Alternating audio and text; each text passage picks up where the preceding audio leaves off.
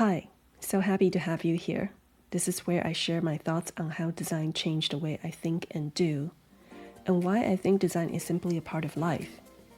My name is Sandy, and I'm a design mentor.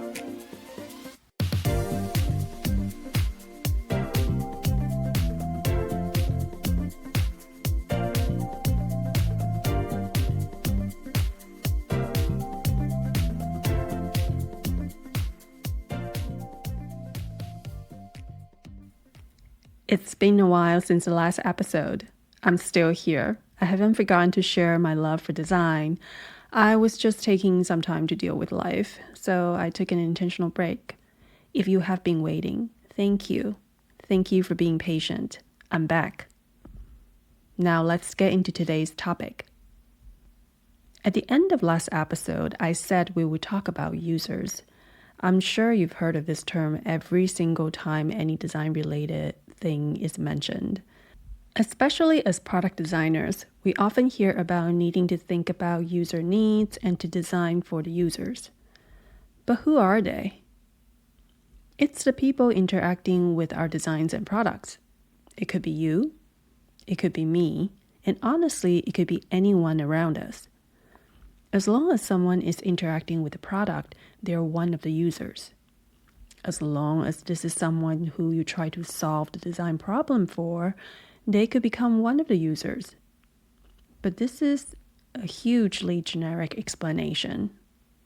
To truly understand this group of individuals, we need to first know who they are, how they prefer to interact with the product, and why they would choose the product.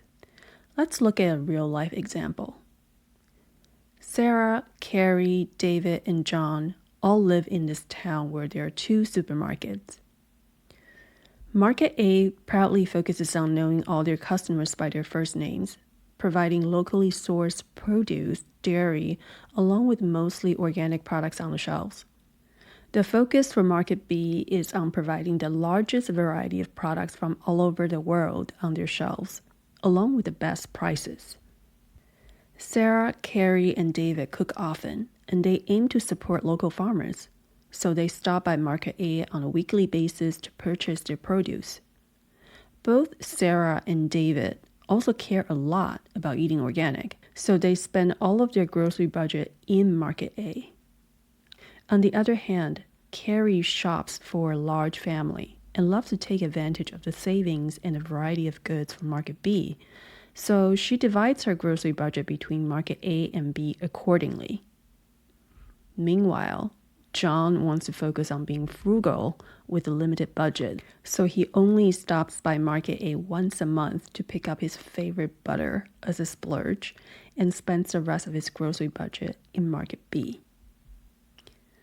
From the shopping patterns of these four individuals, we could see a little bit of who they are. But we need to know not only their preferences, but a whole multitude of other things, such as why do they prefer organic? Are they trying to look for even more ways to save? Do they cook daily? Are they shopping for family members with specific diets or needs? Do they regularly purchase hard-to-find imported ingredients? Do they prefer a one-stop shop? How do they shop for special occasions? What about the holidays? There are so many more questions to ask. This is why before designing any product, we first need to conduct some user research in order to understand who we're designing for. It's important to ask as many questions as we can, or even invite the users to tell us their stories. This way, we not only see who the users are, but what they want in a product, and what values we could provide them long-term through our designs. We need the information and stories to predict how our product might impact and improve their lives. When I first started in design, I didn't understand this. As a young designer, I was more eager to prove myself as someone who knew how to use colors, shapes, and typography with style. I focused on my technical skills, and it took time for me to see the bigger picture. This is quite common in a designer's career because we all start from scratch, and we gotta work on the technical skills first. But as I moved into product design, I started to see the world differently. And I think the biggest realization for me was that I am not my user. Because of work, I could be more tech aware or tech savvy than some, and I could be quicker to adjust to a new digital interface. But to some, even going from an iPhone with a home button to a full touchscreen one was a hurdle, because I'm constantly challenged to think in numbers, pixels, modules, and models. So I might have very specific logic and a way of doing things. But that doesn't mean the users will have the same logic as mine. No one is better or worse here. The only thing for me to do is to step outside of the box I already know and see how others relate to the world, as it is dangerous to assume my users are just like me. Did you hear the key word here? Assume. Assumption. Yes, this is the opposite of discovery and empathy. If you're interested in this topic, definitely go check out episode 9. If I assume, then what I create would be made only for what I know and want, and I'd miss out on the opportunity to discover the rest of the world. This perhaps is the one thing that I love most about design. It forces me to learn continuously. I pay attention to how generational beliefs, diverse cultural gaps, and different lifestyle habits impact people's needs. I pay attention to all the little things and enjoy all the conversations I strike up with Uber drivers, just so I can hear how they interact with the app and the system. Not to mention, Uber drivers in different countries have different needs. It's easy to assume that designing for the Uber app means designing for the users who need rides or food. But the drivers is the other group of users, and they use the app very differently. And if we think further, yet another group of users are the restaurants who receive Uber Eats orders. Have you considered how they interact with the system? This is all very interesting, isn't it?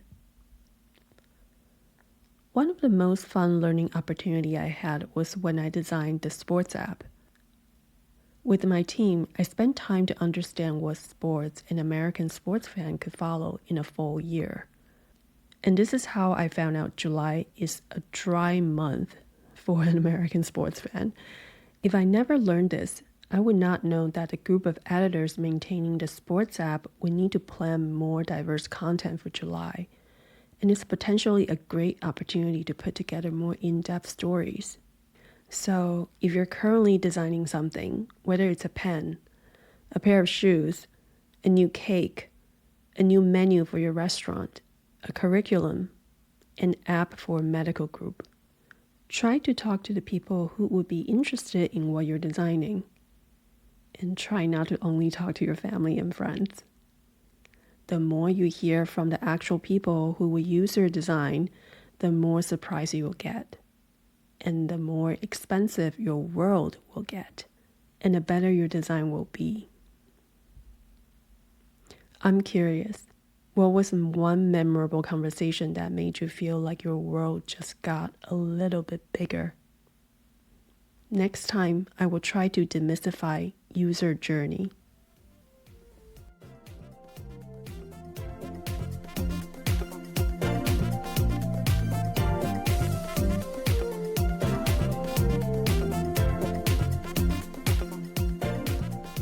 If you'd like to hear more, please subscribe and turn on your notifications.